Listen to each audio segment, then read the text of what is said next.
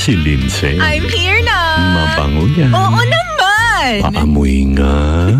Saglit lang Amoy magandang dalaga. Amoy lang? Bakit? May gusto pa? Uy, wala na. Malay ko ba? Si Lindsay, ang girlfriend mo sa radyo. Huwag gaanong lalapit, baka ma-enjoy mo masyado. Itong dalagang ubod ng alindog at ang puti masyado. Konting lapit at konting ipit dahil aabante na ang biyaheng sulit na sulit. Kalma lang at tara, sama na sa... Sama ko ha? Depende. Masarap na biyahe kasama ng magandang babae. Lindsay, Lindsay, Lindsay! Sige na, tabi tayo. Sige na nga. Oh, Lindsay. Oh, Lindsay. Oh, Lindsay. Tabi lang ha. Oh, Lindsay. Eto. Katabi mo na. Hi, Pangga!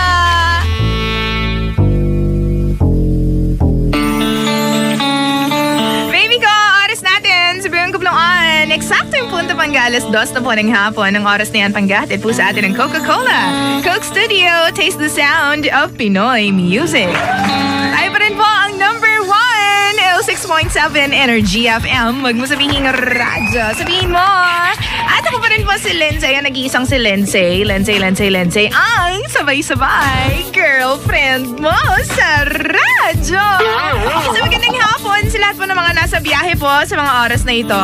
O Papa Driver, alam mo na ha, dapat ang pagmamaneho mo ay tamang-tamang bilis lang, Pangga, di ba? Kasi naman hindi natin alam kung ano naghihintay sa atin at the end of the road. Ano daw? Di ba? Hindi kasi syempre para iwas aksidente. So, huwag ka masyadong fast-fast sa pagmamaneho, Pangga. At huwag din naman yung sobrang bagal dahil nakakabwisit yan, Pangga, sa mga nasa likod mo. Diba? Nakakaloka lang. Uy, bati tayo, Lindsay. Magandang hapon po. Si Rodel po ito ng Chunky Chops. Pabati naman po kami dito sa Cardinal Santos. Pabati rin po yung katrabaho kong si Arman at SARS. Pabati po yung Kambal Pandesal. Salamat po. Lahat na. Good PM. Lindsay Energy po sa mga Pangga natin. Pa-request naman po ng Born For You. Joel po ito ng Binondo. In fairness, yung kantang yan ni David Pomeranz. Pomeranz. Ang lakas maka-in love no? That I was born for you and that you were born for me. Yeah, say you love me too. Hindi pala connected. Ay nako, anyways, Pangga. Again, magandang hapon po sa inyong lahat. Ito na po ang lihim ng liham. And in a very short while, babasahin na po natin ang ating letter ngayong hapon na ito, Pangga. Ikaw ba ay merong minamahal? Oo, Pangga, at the moment. Pero, hanggang saan mo ba kayang mahalin yung minamahal mo ngayon? May mga jowa ngayon, ha? Taas ang kamay na may mga jowa. Ayaw umamin. Ay, nako. Ay, yan tayo Hanggang saan mo ba kayang ipatunayan, Pangga, ang iyong pagmamahal sa iyong taong iniibig sa ngayon? Paano kapag bumalik yung dati mong jowa, yung ex-jowa mo? I-entertain mo pa rin ba? O titigil ka na kasi mas mahal mo yung ngayon? Alam mo, makakasagot ka sa akin ngayong mga oras na ito. Pero, what if mangyari nga talaga? Kaya mo bang? Oo, ito pa rin yung mga isasagot mo sa akin. Ay, naku, kung nasa ganyang situation ka, Pangga, halika na at samahan mo na ako. Basahin na po natin ang ating letter ngayong hapon na ito. Dito lang yan sa Lihim ng Liham ng 106.7 Energy FM. Huwag mo sabihin radyo, Pangga. Sabihin mo, tutok lang. Paghanga, pagkayamot, at pagkasabing, damdamin hindi masambit, suyak na may pag-ibig at walang buwang sa bibig. Iluluha na lang ba o sa liham ilalakip? Here we are, face to Lihim ng liham ng liham.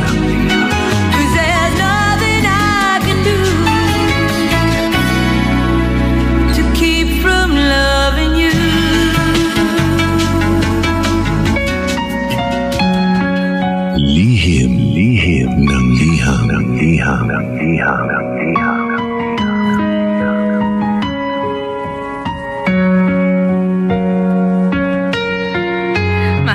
Manong Lindsay. Lindsay! Nandito ako ngayon sa punto ng buhay ko na walang nagmamalasakit sa akin. Walang nagtatanong kung kamusta ako o kung okay ba ako. Lindsay, nakasakit kasi ako ng damdamin ng mga tao. Lalo na yung damdamin ng taong pakiramdam ko tunay na nagmahal sa akin. Wala akong makausap, wala akong mapaglabasan ng saloobin ko, Pangga. Kaya sana mapili mo ang sulat ko.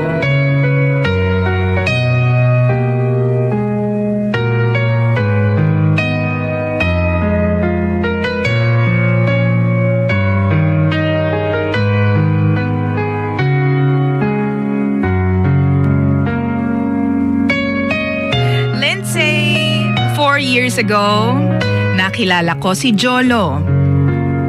Sweet, very kind, at sobrang pinag-uusapan ng mga kababaihan dahil sa gandang lalaki niya. Nakilala ko siya nung panahon na kaka-break ko lang with my ex. Wala akong pakialam sa paligid ko noon, Lindsay. Blanco ang isip ko, and all I wanted was to be alone. Away from people na may koneksyon sa dati kong boyfriend. Sobrang dilim ng buhay ko noon, Lindsay.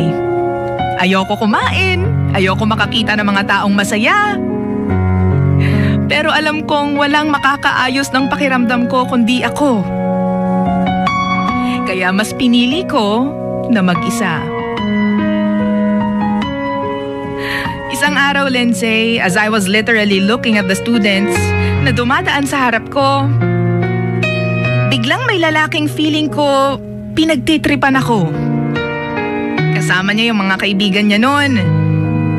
In all fairness, gwapo silang lahat. Nakangiti. Kinakawayan ako na para bang close kami. Inirapan ko lang siya, Lindsay, dahil hindi ko naman sila kilala. Pasimple din akong tumingin sa likod ko dahil baka nandun pala yung kasama nila. Pero wala naman.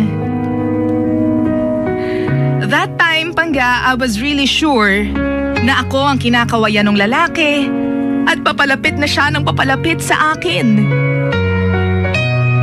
Clueless talaga ako kung sino sila at kung bakit ako kinakawayan at nginingitian ng lalaki na yun. Lindsay, hindi naman ako nagkamali dahil tumabi siya sa upuan ko habang nakapaligid naman sa aming dalawa yung barkada niya. Nung moment na yon, sobrang naiilang ako. Gusto kong umalis pero ayoko naman silang bastusin dahil mukha naman silang mababait. May kailangan kayo? Tanong ko sa kanila. Unang sumagot si Jolo. Nagpakilala siya at sinabi niya na madalas niya raw akong nakikita sa lobby. Tinanong niya sa akin kung okay lang daw ba ako kasi alam niya na malungkot ako. Medyo hindi ako komportable noon, Lindsay, na makipagkwentuhan. Tulad nga ng sinabi ko, I wanted to be alone. Sorry Jolo? Tama ba, Jolo? My life is really none of your business. Hindi naman tayo close eh. Thanks for your concern, but I have to go. Pagkasabi ko noon, agad kong kinuha yung gamit ko at tumayo na para umalis na. Pero bago pa man din ako makabuelo, Lindsay, inabot ni Jolo ang braso ko at sinabing, "Oo, you don't know me. Pero sana, alam mo na yung dating ngiti mo, yung sweet, Yung pati mata mo nagsismile. Nakakapagpaganda ng mood ng ibang tao. Kaya sana miss, maging okay ka na para maging okay na rin ako. Kami.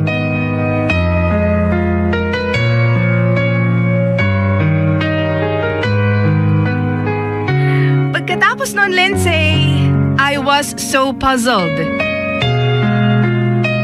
Sila? Siya? Napapaganda ko yung mood nila? Binitawan niya na yung braso ko, Lindsay, at lumakad na ako papalayo. Pero na-realize ko, hindi naman masama na magpasalamat sa taong tulad ni Jolo na concern sa akin, di ba? Kaya kahit nagdadalawang isip ako nung una, Lindsay, bumalik ako at nagpasalamat ako sa kanya. Hindi ko naman alam na si Jolo ang magiging dahilan para makalimutan ko yung sakit na ginawa ng ex ko. Habang kinakausap niya ako, nakikita ko naman na sincere siya sa mga sinasabi niya eh. Na he doesn't mean any harm. Na pwede kaming maging close at maging magkaibigan. Lindsay, Jolo and I became really close friends. I admired him so much dahil bukod sa gwapo siya, kuwela din siya at malambing. Pag nagsasalita siya, Lindsay, mararamdaman mo yung sincerity niya with everything that he says. Ibang-iba sa lalaking nanakit sa puso ko. Ibang-iba sa ex ko na walang ginawa kundi paniwalain ako na mahal niya ako. Marami naman pala kaming kinokoleksyon niya. Lindsay, after being friends, alam ko naman naliligawan ako ni Jolo dahil ramdam ko from the very start na gusto niya ako. Alam ko na espesyal ako kay Jolo. Pinaramdam niya sa akin na kaya niya mag-effort. Hinihintay niya ako sa klase kahit pa 4 na oras siyang walang ginagawa. Sinasamahan ako mag-shopping kahit sobrang tagal ko mamili ng mga gamit ko. And best of all, Lindsay, palagi niyang chinecheck kung anong ginagawa ko, kung okay lang ba ako, at kung sino ang kasama ko. Yung mga maliliit na bagay na yun, Lindsay, made me feel so special. Para akong prinsesa na hindi pwede masaktan o malungkot man lang. Pakiramdam ko, importante ako sa taong to. Hindi katulad ng ex ko na walang pakialam sa akin. Kahit umuwi ako ng hating gabi, kung magutom ako at wala akong makain.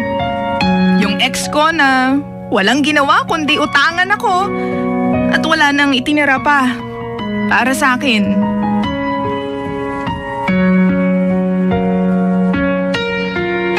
Jolo is very different, Lindsay. Kaya naman mabilis man ang pangyayari, matapos ang 1 buwan ng panliligaw, sinagot ko na agad si Jolo. Gusto ko na rin makalimutan yung ex ko. Kaya ang sabi ko, ito na rin siguro yung paraan para makamove on na ako. I have to be with Jolo to forget all the pain and all the tears.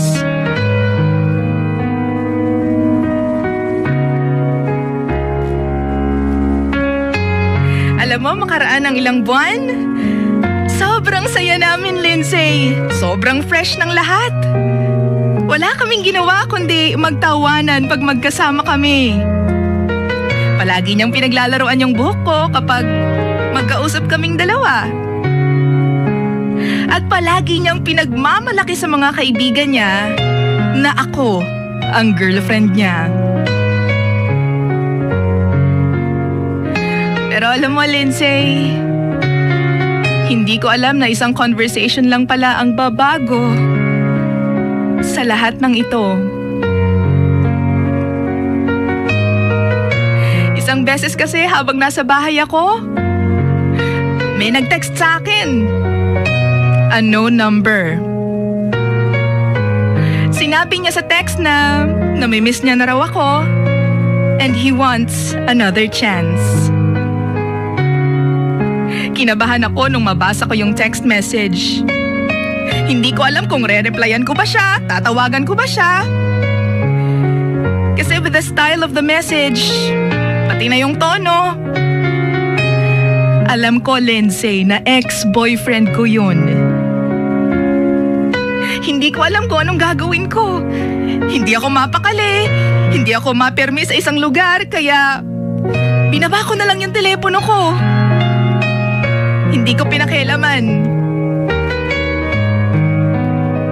Pero after a while,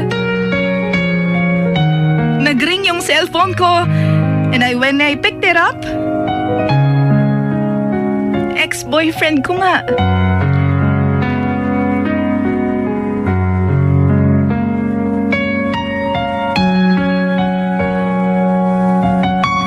Alam mo, Lindsay, nakinig lang ako sa mga sinasabi niya. Naluluha ako dahil nang marinig ko yung boses niya na parang nagsisisi sa mga ginawa niya sa akin. Parang nakaramdam ako ng awa. Yung pakiramdam, Lindsay, na parang kailangan niya ako sa buhay niya.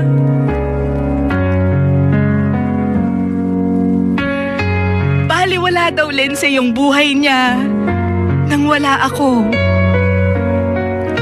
At mas lalo pang bumigay ang loob ko nang sabihin niya sa akin na mahal niya pa rin ako.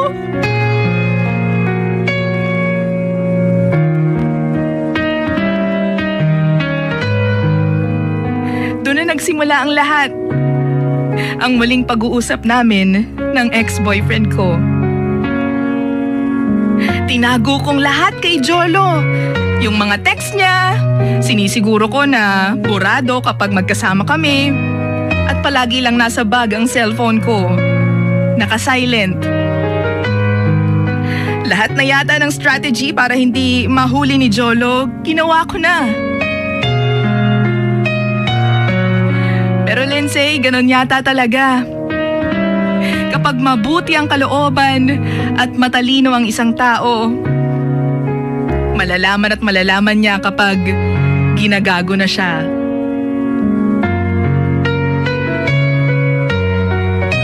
Isang beses habang nagdi-dinner kami ni Jolo, hindi mawala sa isip ko yung ex ko.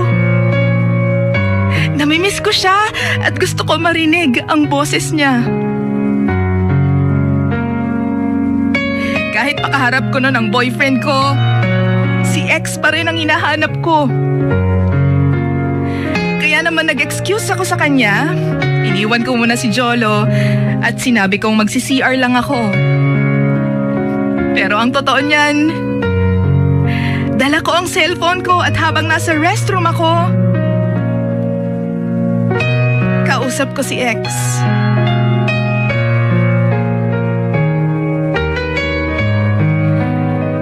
Laking gulat ko, Lindsay, nung paglabas ko ng banyo, nandun si Jolo. He was staring at me, not saying anything.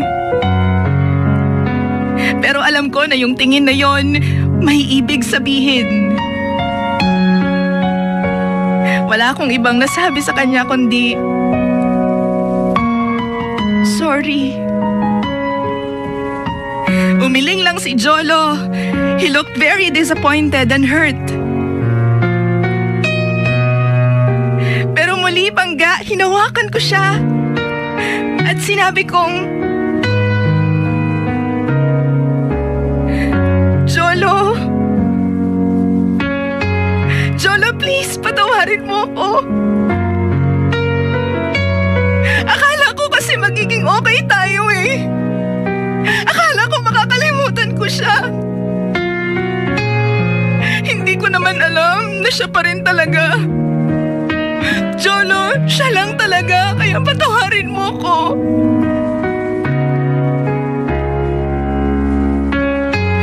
Alam mo, pinilit ko siyang makalimutan dahil gusto kita mahalin. Pero hindi ko pala kaya.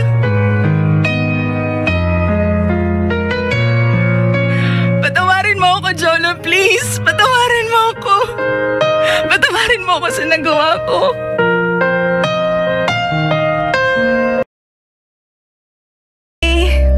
Ano ba ang dapat kong gawin? Sobrang sakit na naman ang puso ko dahil after 2 months Pangga, nalaman ko na pinagpustahan lang pala ako ng barkada ng ex ko. Pinaglaruan na naman. Sinakta na naman. At ngayon Pangga, I miss everything about Jolo.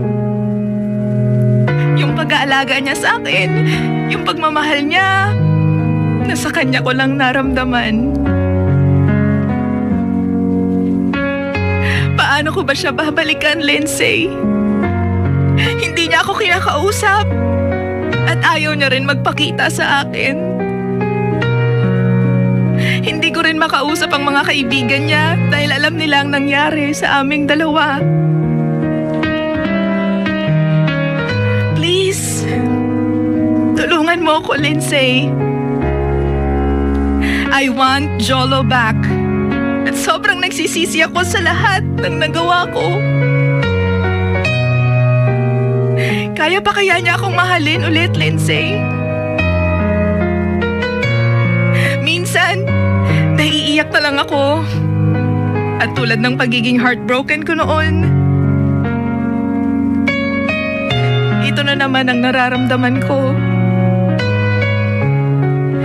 Please, Lindsay, tell me what to do. Umaasa, Riza. Gagawin mo kung ikaw po ang nasa sitwasyon ng ating letter sender na si Riza. Ay nako, sumakit ang bangs ko dyan. Aba, pinabasa ko siya, ay, bakit naging ganon? Nakakaloka lang talaga. Pero bago po natin hingin ang inyong mga komento pangkatungkol po sa ating problema ngayong hapon na ito, let me just say happy birthday kay Bernard Tejada ng Pasig City and happy 16-year anniversary naman sa inyo from ABU Boys. Hello! Happy listening din sa mga ABU Boys, si Zem, Joseph, Arnel, Maki, Jeffrey, Epi, Michael, Ma'am Caro. Thank you so much. Maraming salamat po. At of course, isang magandang hapon din kay sino to? Joy Mendoza, Junilo Pagon ng Paco, Manila from Jervic, Daliva. Hello, kamusta po kayo, Jer? Yeah! Nararamdaman kong gwapo at magaganda po kayo dyan. So ano ba? Tama ba? O pakiramdam ko lang talaga? Eto na nga, punta na nga tayo dun sa ating kwento ngayong hapon na ito. Kasi nga, di ba sa mga hindi po nakarinig ng ating pong problema ngayong hapon, ito pong ating bida si Riza Pangga. Actually, I don't know if it's pronounced as Riza or Riza. Ay nagkaroon po ng hindi magandang experience with her boyfriend, ex-boyfriend actually ha. Tapos Pangga, there came ito pong ating bidang lalaki Pangga na kanyang boyfriend. Oo. Nakakaloka lang kasi sobrang nasaktan si kuya mong boy. Si Jolo po ang pangalan nito Pangga. So ginawa ng lahat ni Jolo ang magagawa niya Pangga para po mapasaya si Riza. Pero noong nagparamdam po ang ex-boyfriend ni Riza sa kanya, biglang bumaliktad po ang lahat. Yung saya na meron po silang dalawa, nawala na lang parang bola Pangga. Dahil na-realize ni Riza na mahal pa rin niya yung ex niya at hindi niya kayang mawala ito. But in the long run Pangga, so nag-give up na po si Jolo Pangga. Nalaman po ni Riza na pinaglaruan lang pala siya ng kanyang ex-boyfriend. Pinagpustahan lang siya after 2 months. Nakakaloka. So ngayon gusto niya pong makuha ulit si Jolo. Gusto niya pong mahalin siya ulit ni Jolo. Ang tanong, posible pa kaya Pangga sa kanilang moment na ganyan na magmahalan ulit? Sa tingin mo kung ikaw si Jolo, babalikan mo pa ba si Riza after ng lahat ng nangyari? Binigay mo sa kanya lahat ng kaya mong ibigay. Tapos, naging okay naman kayo. Pero nung bumalik yung ex-boyfriend ni Riza, iniwan ka lang, initsipwera ka. At alam mo yon, niloko ka pa ni ate. So, ang tanong ngayon ni Riza, ang ating letter sender, pwede pa kaya siyang mahalin ulit ni Jolo? Paano nga ba ulit makuha ulit si Jolo Pangga? Ay, nako. Ayan, ang dami pong comments at ang dami pong sari-saring mga reaksyon mula po sa ating text line 09777178-186. Ang sabi po nitong isa Panggaha, good afternoon po. Heist! Ang sakit naman ang ginawa ni Riza kay Jolo, di ba? Nagawa niyang saktan yung taong nasa tabi niya nung time na malungkot at nasaktan dahil sa ex-boyfriend niya. Pero lahat ng yon ay binaliwala po ni Riza. Ganyan talaga minsan ang buhay. For me, Riza, deserve mo yung sakit na nararamdaman mo para malaman mo kung ano yung nararamdaman ni Jolo nung niloko mo siya. Jolo deserves true love and you don't deserve his love. Sana lang matuto ka nang magpahalaga sa taong nagmamahal sa'yo ng tapat. Hello po sa asawa kong si Hoover, si Rhea po ito ng Antipolo. Alam mo, Riza, kung nakikinig ka ngayon, makakarinig ka talaga at meron talaga tayong mga texters na nanggagalaiti sa galit. Yung galit na galit, yung tipong parang, huy, teka lang, hindi si Lindsay ang may problema, si Riza ha. Galit na galit sila. So kung meron ka mamarinig ngayon, wala po sa ating mga Pangga na masasakit na pasalita, alam mo na, ganun talaga ang buhay, Pangga. Ito pa sabi nitong isa, sabi ni ate girl, wag kang user ate, matotokhang ka niya. Kung ako si Jolo, oo, hindi na kita babalikan. Loser ka ate, ginigigil mo ako. Happiest birthday to John of Zenko Treasury Department from Audit Department. Hello, salamat po sa inyo dyan. Ang sabi naman nitong isa Panggaha, oo, si Nika, tama ba? Wag kang, dapat hindi mo na binalikan yung ex mo, di ba? Oo, pinirahan ka lang niya. Sinaktan lang si Jolo. Masakit, di ba? Name documentation Nika. Masakit talaga maloko. Oo, pero mas masakit Pangga, yung tipong meron kang gustong bumalik sa'yo pero hindi na siya babalik dahil niloko mo siya. Diba? Ganyan talaga. Shoutout sa'yo, ate girl! Manloloko ka! Shoutout talaga ha. Sana di mo na lang sinagot kung sasaktan mo lang siya. Ang sakit kaya, diba? Nakaka-assure, sabi po nito. Sinayang mo yung taong tunay na nagmamahal sa'yo. Karma mo na lang nangyari sa'yo, ate. Lesson learned, ate. Pahalagahan ng taong tunay na nagmamahal at concerned sa'yo. Diba? DJ Lindsay, ang masasabi ko lang po kay Riza ay tanggapin niya lang ang lahat. Dapat mag-move on na lang siya dahil sa kahigaran niya. Kaya sila nagkahiwalay. It's me, Pakyas po ng Bagong Baryo. Salamat! Kung ako sa kanya, oo, hindi ko nababalikan yung ex ko, boyfriend ko dahil may dumating ng nagmamahal ng totoo sa akin. Tama naman, diba? Hay nako ate, tandaan mo mga ex, pag nagparamdam uli, walang gagawing maganda yan. Ayan, naloko ka tuloy ulit. Si Jen po ito ng Laguna. Oo, totoo naman yan. Talaga ba? Pag ang ex bumalik, wala nang ibang gagawing maganda. Grabe naman kayo. Hayaan mong tulungan ka ng panahon sa paglutas ng problemang puso mo. Pero dapat mag-effort ka din at ipakita mo kay Jolo na sincere ka sa paghingi ng tawad sa kanya. Try mo kayang ikaw ang manligaw para malaman mo pakiramdam naming mga lalaki kapag nare-reject ng babae. Buboy Benavides po ito ng Quezon City. Happy birthday kay Mama Aida Benavides. In all fairness naman sa mga lalaki, no, masakit talaga yung ma-reject. Yung tipong, bakit mo pa ako hinayaan na manligaw sa'yo kung i-reject mo lang pala ako? Kung babasterin mo rin na lang ako, ano daw yun? Diba? Bakit mo pa ako hinayaang manligaw sa'yo? Diba? Diba sana ang babae na lang, as transparent as, you know, parang tipong pag ayaw sa'yo, ayaw talaga. Uy, hindi kita type, huwag mo ako ligawan kasi hanggang kaibigan lang ang tingin ko sa'yo. Dapat mga ganun eh. Diba? Mahirap yung naging kayo na, Pangga, tapos bigla kang niloko nung taong niligawan mo, tapos napasagot mo na't lahat, pero meron palang mahal na iba. DJ Lindsay, malandi siya. Dapat sa kanya pasabugan ng bomba. Si JR po ito ng Nova, Quezon City. Bomba talaga agad. Ay nako. Ayan po yung ilan sa mga comments po ng ating mga Pangga ha. Over 0977-7178-186. Mamaya po Pangga pagbalik ko, magbabasa pa po tayo ng comment. And of course, yung ating pong opinion dito po sa ating problema ngayong hapon na ito. Alam ko masakit ito para sa mga lalaking nakakarinig dahil alam mo naman yung effort ng mga lalaki kapag nanliligaw kung meron mang ganyang katapat pang lalaki sa panahon ngayon ha. Alam mo naman, Beshi Cake, may mga lalaki ngayon na ano lang, ningas kugon lang. Ay nako, basta mamaya po ha, magbabasa pa po tayo ng comments. Marami pang comments dito lang yan sa Lihim ng Liham ng 106.7 Energy FM. Huwag mo sabihin radyo, sabihin mo. At syempre Pangga, kung ikaw ay nasa Facebook, Twitter at nasa Instagram, pwede nyo po akong i-add Lindsay 106.7 Energy FM as in LINDSAAAY 106.7 Energy FM. Yahoo! Diba? Sige, Pangga ha.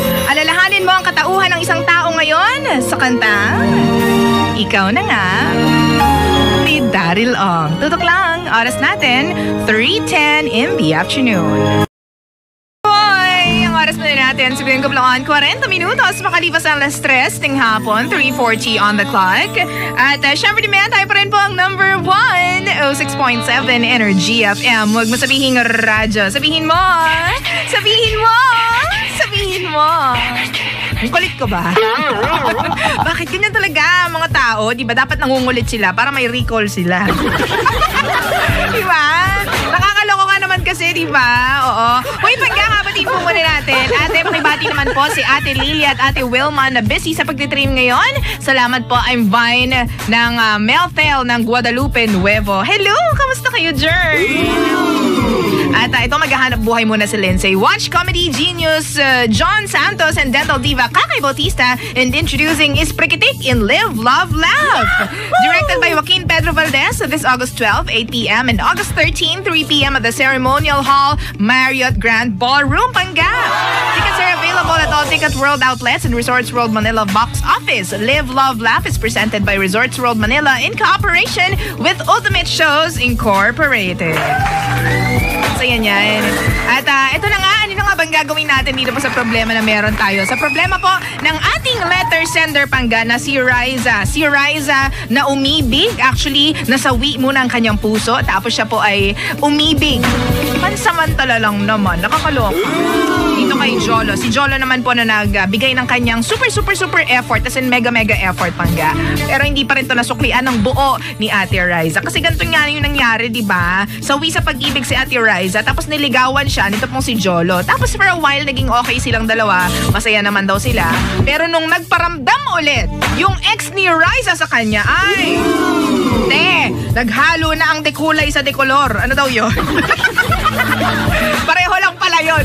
Oo, naghalo na ang dekulay sa walang kulay. Nakakaloka, diba? Oo. Matapos yung magkaroon ng magandang relasyon ni Jolo, sabi mo, sobrang saya mo, pero nung nagparamdam yung ex mo, ano na nangyari? Nabaliwala na lahat ng effort ni Jolo.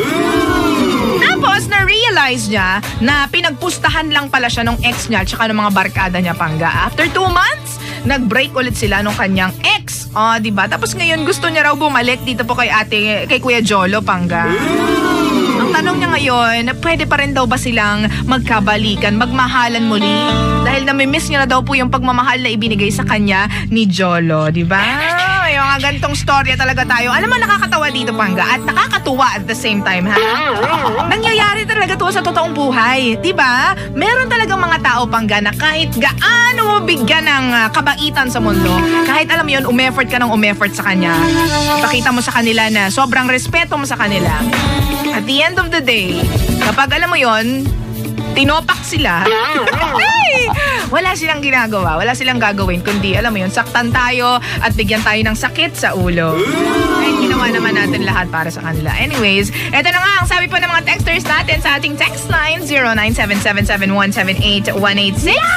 Ay, nako naman po, DJ Lindsay, para po sa babae, deserve niya po ang sakit na nararamdaman niya. At kung ako kay Jolo, di ko na yan babalikan dahil hindi siya yung babaeng deserving sa pagmamahal ko ng bonggang-bongga. Ay, ganon.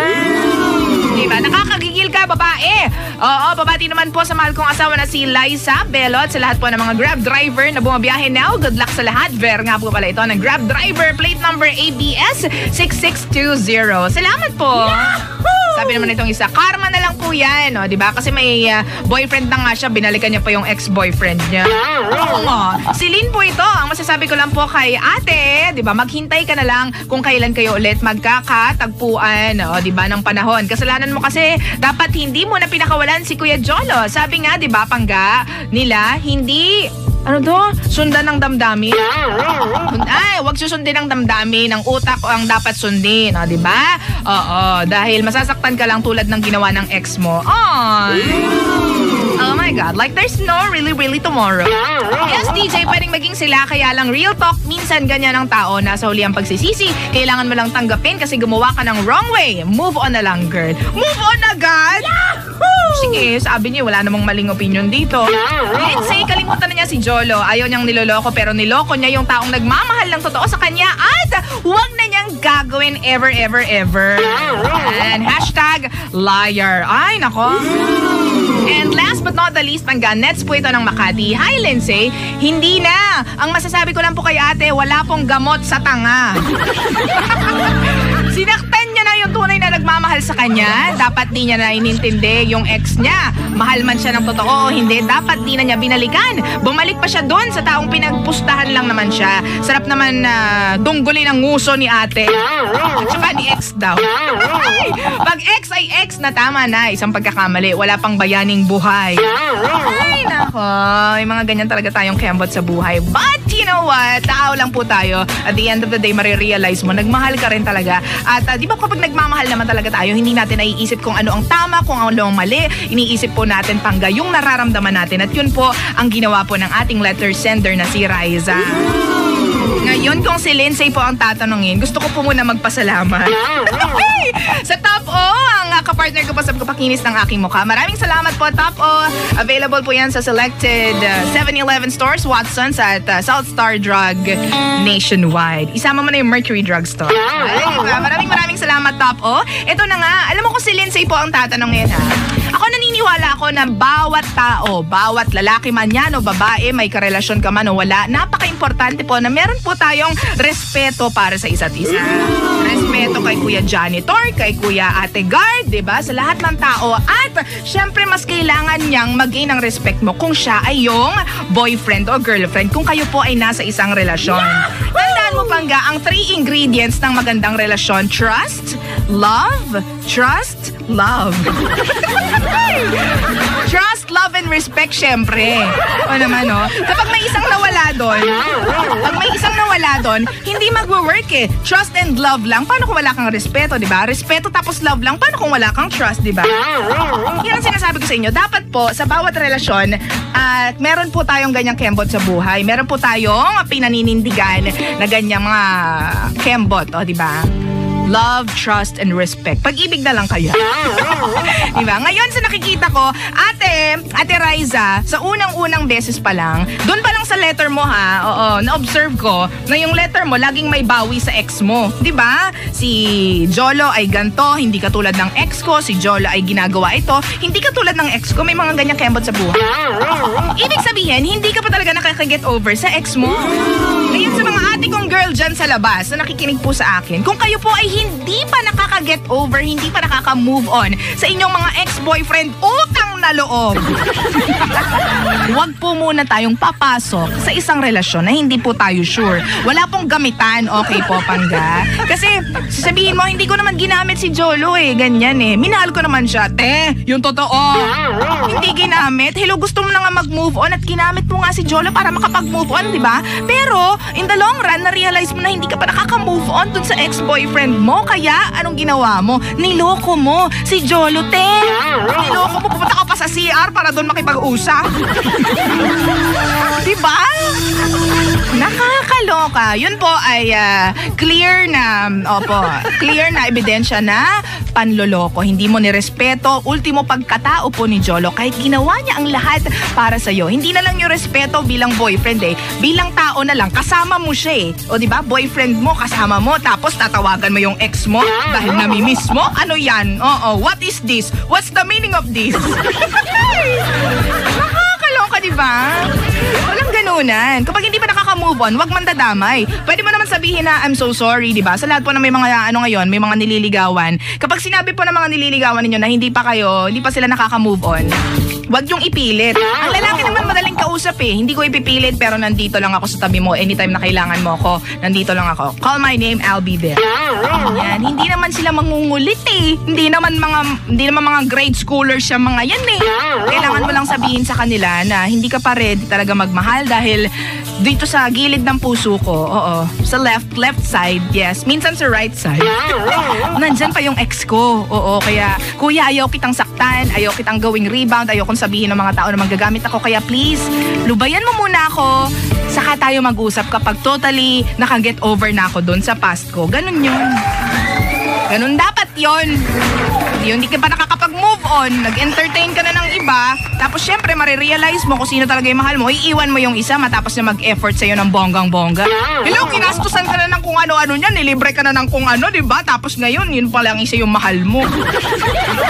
Sipin mo naman yung mga na, alam mo yun, sayang na oras, sayang na pera, sayang na effort, sayang na pagmamahal. Alam mo yung pagmamahal na ibinigay sa'yo ni Jolo at Riza? Meron na sana siyang minahal na iba nun eh. Yung tipong ibabalik sa kanya yung pagmamahal na ibinibigay niya. Pero dahil nga sa niloko mo siya, dahil nga sa ginamit mo siya, at dahil nga hindi mo na-realize na mahal mo pala yung ex mo at habang nagkakaroon kayo ng something ni Jolo, nasayang lahat ng oras niya. Diba? Sana walang ganunan, Pangga, sa mga relasyon, ano? Ang gawin mo, Pangga, ganito ang gawin mo, ha? Oo. Mukhang picture, lagay mo sa picture frame, dik-dikin mo para masaya. Diba? Alam mo, sa puntong ito, feeling ko, oras lang, panahon, ang makakapag-ayos ng lahat, Pangga. Huwag mo ipilit ang sarili mo kay Jolo kung ayaw kanyang kausapin ulit. Muli, irespeto mo ang ginawa ni Jolong pag-iwas sa'yo kung umiiwas man siya sa'yo. Kahit ngayon lang, irespeto mo naman siya. Okay? Ganyan. At ikaw, manahimik ka muna, mag-move on ka muna sa mga bagay-bagay sa buhay mo. Hindi ka lang nabigyan ng pagmamahal, niloko ka lang ni Jolo, ngayon tatakbo ka agad. Ay, ni Jolo tuloy yung ex niya, ngayon tatakbo ka ulit kay Jolo. Mag-move on ka muna, pumirme ka muna, please. I-enjoy mo muna yung sarili mo, okay? Kasi walang ibang makakaayos niyan kung ano nararamdaman mo, walang ibang makakasaklolo sa'yo, kundi ang puso mo, kundi ikaw mismo. Kung kailangan mong umiyak ng 1 taon, umiyak ka. Kung kailangan mong mag-isa palagi, magmukmok sa kwarto mo, kwarto ng kung sino man, Pangga, magmukmok ka, but please, huwag kang mandadamay ng ibang tao, Pangga. Respeto, Pangga. Respeto sa desisyon ni Jolo, respeto sa sarili mo na rin. Irespeto mo yung sarili mo. Hindi yung habol ka ng habol sa mga lalaki. Oo, di ba? Maraming salamat po sa lahat po ng mga nagbigay ng comments, nagbigay po ng kanilang mga solusyon sa problema po natin ngayong hapon na ito. Pangga, kung meron po kayong story na gustong i-feature po dito po sa ating programa, pwede naman po yan. Isend nyo lang po ang email nyo sa lihimnangliham1067@yahoo.com. Again, Pangga, lihimnangliham1067@yahoo.com. At Pangga, wag na wag kang bibitiw dahil susunod na si Jimbo at si Sheena. Dito lang yan sa number 1, 6.7 Energy FM. Huwag mo sabihin radyo, sabihin mo. At nga pala, Pangga, sa lahat po ng mga umibig at iniwan, pag sabi ni Chico, hindi ko yan Chico, talaga sumasagot ka pa, nandyan ka na nga sa bahay ninyo. Pag pinipilit kasi, magdudugo. Ano ba? Sige na, ha? Magpahinga ka na dyan. Ito para sa lahat po ng mga sawi. Mga feeling po nila, hindi na po sila masasaklolohan pa ng kanila mga minamahal dahil tapos na po ang lahat. Para sa inyo po itong kantang ito.